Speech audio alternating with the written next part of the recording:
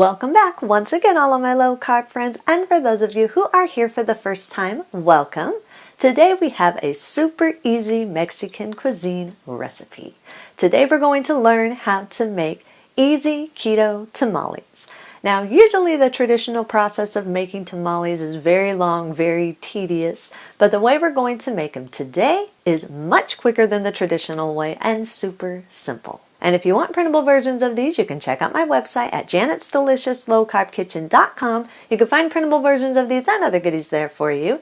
And if you're new to the channel and you want to see lots of easy, delicious, low-carb keto recipes, make sure you click that subscribe button and click the notification bell that's right next to the subscribe button.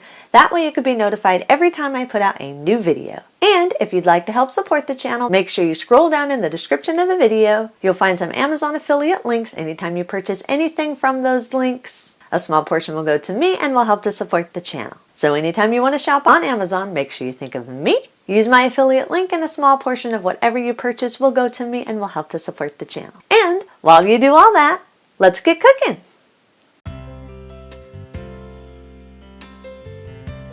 Preheat your oven to 400 degrees. Now before we even start making the tamales, we need to cook our filling. Traditionally, you would fill your tamales with shredded pork, but you can use any type of filling you want in these. I just made a really quick ground beef filling. All I did was season a pound of ground beef with some salt, pepper, cumin, paprika, chili powder, garlic powder, onion powder. Then I chopped it up into small pieces, cooked it over medium until it wasn't pink, which is about 10 to 12 minutes, something like that. So you can use that, or you can use shredded beef, shredded chicken, veggies of your choice, whatever filling you want to use. Just make sure you cook it and drain it before you use it in the tamales. So once whatever filling that you're using is cooked and drained, just set it aside for a minute. Then cut 4 strips of parchment paper about 10 to 12 inches wide. Then use a lid and trace 1 6-inch circle in the center of each of the strips. Or if you prefer to do your tamales in rectangles, you can trace a 6 by 8 inch rectangle in the center of your paper. I usually position the circle or the rectangle that I'm tracing more towards the upper right hand corner. You don't want it right up against the edges because you're going to need a little bit of extra parchment paper for the rolling. So it doesn't have to be perfectly centered or anything like that. You just want to make sure that you're leaving some room around the top and around the edges. These are going to be our packets that we're going to be cooking the tamales in. Traditionally, tamales are cooked in cooked corn husks. And if you prefer to use corn husks as opposed to the parchment paper packaging, that's up to you. I know in a lot of places corn husks are hard to find, so just make sure you do boil the corn husks before you use them if you are using corn husks instead of the parchment paper. Also, I am going to be baking my tamales. Traditionally, they are steamed, so if you prefer to steam them rather than bake them, you need to put 2 to 3 cups of water in your steamer and then preheat the water at 200 degrees or just until it's starting to boil. In a medium mixing bowl, combine a half cup of coconut flour or 1 1/4 cups of almond flour. They both work and taste really well. A 1/4 cup of psyllium husk powder or ground golden flax seeds. A half teaspoon of salt, and 1 teaspoon of xanthan gum. Now you only need the xanthan gum if you're using the coconut flour because the coconut flour needs a little extra binding power. If you're using the almond flour, you don't need the xanthan gum at all.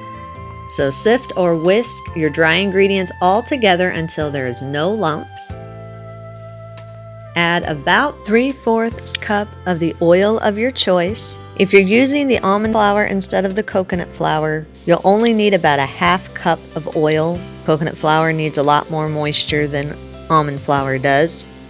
I'm using avocado oil. You can use any oil you want. Traditionally, lard is used. So if you prefer to use lard, you can use lard, but I prefer to use oil. So use a fork and stir the oil or the lard into the dry ingredients until it's fully combined. Add a half cup of hot water. If you're using the almond flour instead of the coconut flour, you only need 1/4 of a cup. Make sure it is hot. The heat is what helps the psyllium husk or the flax seeds combine well with the coconut flour or the almond flour, especially the coconut flour. Definitely need your water to be hot. I just turned my tap water on as hot as it will go, and that works perfect for me. Use your fork again and stir the hot water into the mixture until a soft dough forms. If you want to, you can add 1 to 2 teaspoons of corn extract. This is optional. I usually don't use it unless I have it on hand. It's kind of expensive. It's about $20 for a 2-ounce bottle or something like that. So I don't always keep it around, but if you want more of the traditional flavor of a tamale, adding the corn extract does give it a little bit more of the traditional flavor of a tamale. So that's up to you whether you want to add that or not. Once everything's stirred together and you have a soft dough, scrape down the sides of the bowl and dampen your hands and press the dough into a tight ball. Press it gently to make sure that all the ingredients are sticking together. If it seems like, especially with the coconut flour, because as I've told you guys many times before, coconut flour, the amount of liquid and fats that you use can vary depending on the texture of your coconut flour. So if it seems like your dough is really dry and crumbling and it's not sticking together, then add small amounts of hot water until the dough is sticking together to make a soft ball. Just be careful not to add too much liquid. You don't want a soggy mess, otherwise it won't cook right. So just enough to make sure that the dough is sticking together when you're forming it into a ball. Divide the dough into 4 equal portions. Place 1 strip of your prepared parchment paper that you've drawn your circle or rectangle on. Place it on a clean work surface. Then place 1 of the dough portions in the center of that square or rectangle that you drew. Then dampen your hands and press the dough out until it's spread evenly throughout the circle or the rectangle, whatever shape you choose to shape your dough in. Make sure it is even all the way across. If while you're pressing it out, if at any time the dough feels like it's sticking to your hands or it seems like it's cracking and getting dry around the edges, just dampen your hands with some hot water again and keep pressing it out until the dough is evenly spread. Once your dough is evenly pressed out, place 2 tablespoons of your cooked filling in the center of the dough. Then keep your dough attached to your parchment paper and roll the dough and the parchment paper over the filling, kind of like you're rolling a burrito. Just roll it once over it, just enough to cover the filling. You should have some extra paper on the bottom and on the sides. Then find the bottom of your tamale and fold up the extra parchment paper over the rolled tamale. Then roll it over again like a burrito until the parchment paper is completely rolled around the tamale. After you fold the bottom part up, you'll most likely have some excess parchment paper sticking from the top. And just cut off any excess parchment paper that's sticking out from the top. Make sure that you don't cut into the top of your tamale. It's okay to leave a little bit of extra parchment paper. You just don't want a big, huge chunk hanging off the end. Then take that extra parchment paper that you cut off, cut a long, thin strip from the excess paper, and very carefully tie it around the tamale package. Now make sure you don't pull too tight because you will tear the parchment paper strip. You're just wanting to tie it enough to keep the package all together. You don't want it falling apart when you go to cook it. Again, traditionally you would be cooking these in corn husks, so if you are cooking these in corn husks, just press it and roll it out the same exact way, and instead of tying it up with parchment paper, you would tie it up with an extra thin piece of corn husk. Once your tamales are all packaged, place them in a single layer on a large baking sheet, or if you're steaming them, place them in a single layer in your steamer basket. Traditionally, when you're steaming these, you steam them standing upright with the bottom of the packaging facing the boiling water, but you don't have to cook it like that.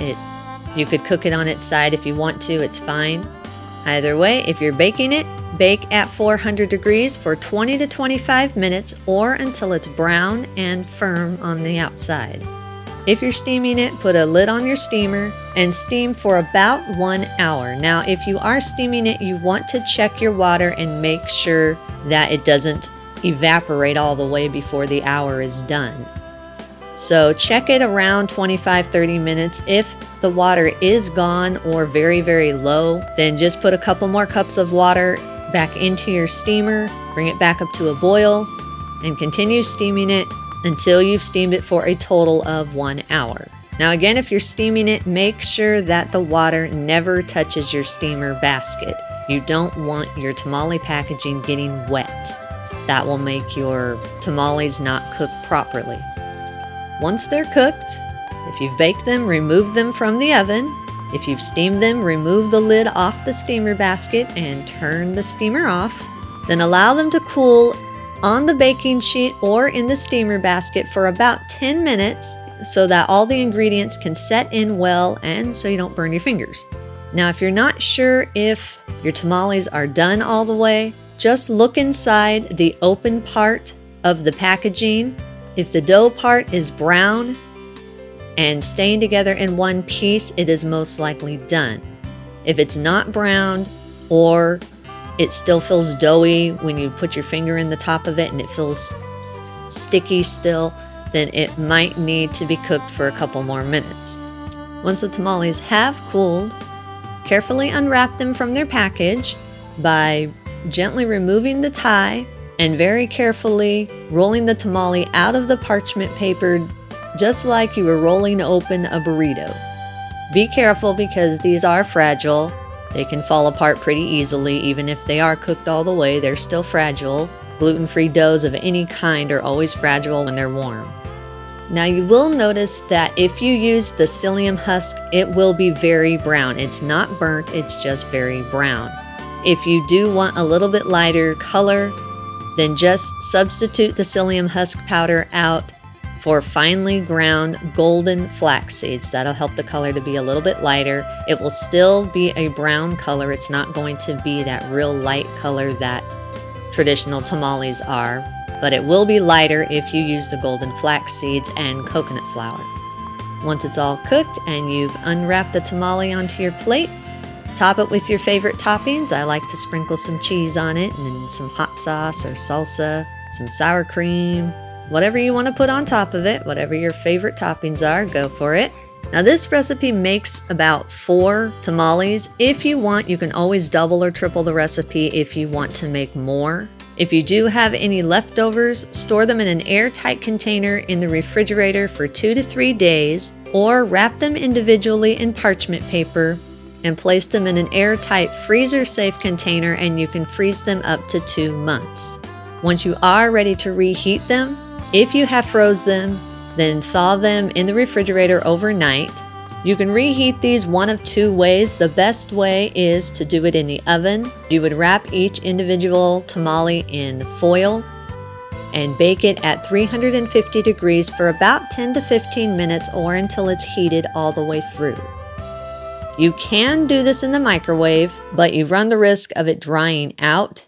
All you would need to do is wrap your tamale in a damp paper towel, microwave on high for about 30 to 45 seconds or until it's heated through. Eat and enjoy. And that's our recipe of the day. I hope you enjoyed it. If you did and you want to see more videos like this, make sure you click that thumbs up like button, click that subscribe button, leave me a comment if you want to. Let me know if there's any recipes that you'd like to learn how to make, and I'll do what I can to get those out there for you. And as always, keep cooking.